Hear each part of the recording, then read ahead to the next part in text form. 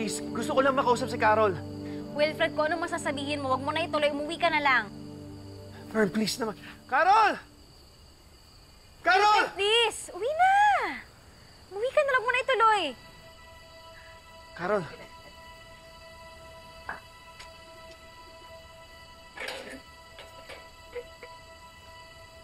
Bakit? Carol. I don't know why I'm here or why I'm doing this, pero pakiramdam ko, kailangan ko magpaliwanag sa'yo.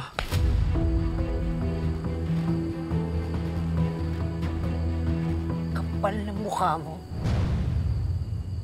All this time, galit na galit ka sa akin dahil sa sekreto ko. Oo, tinago ko yung pangalan ko, yung pagkatao ko, pero ikaw, tinago mo yung affair niyo ni Ronnie. Carol, nangyari lang yun ng isang beses. There was no affair. Bakit ilang beses pa kailangan mangyari para tawagin affair, ha? Ang point is, nagloko ka, Wilfred, and for sure nagustuhan niyo yun. So, sino ngayon sa atin ang sinungaling, ha? At Wilfred, hindi ka lang basta sinungaling. Magloloko ka pa. Carol, alam ko nagsekreto ako. Pero ikaw, Carol, kahit kailan hindi kita niloko, maniwala ka sa akin. Ako maniniwala sa'yo.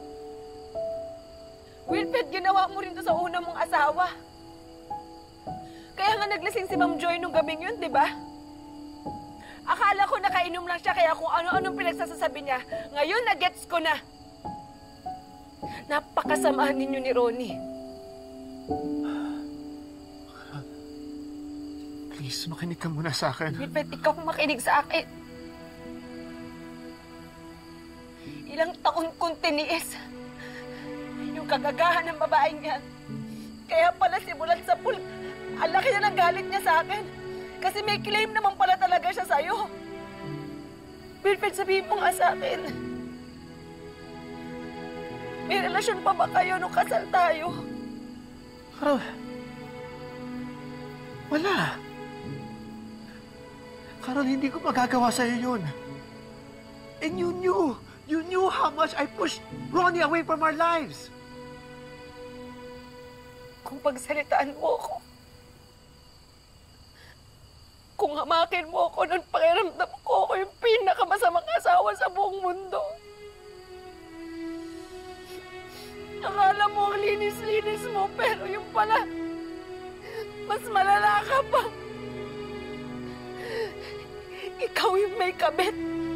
At hinayaan mong bastos-bastusin ako ng kabit mo ng paulit-ulit. Kaya magsama kayong dalawa, mga walang hiya kayo! Carol! Carol, please, mali mo. Carol!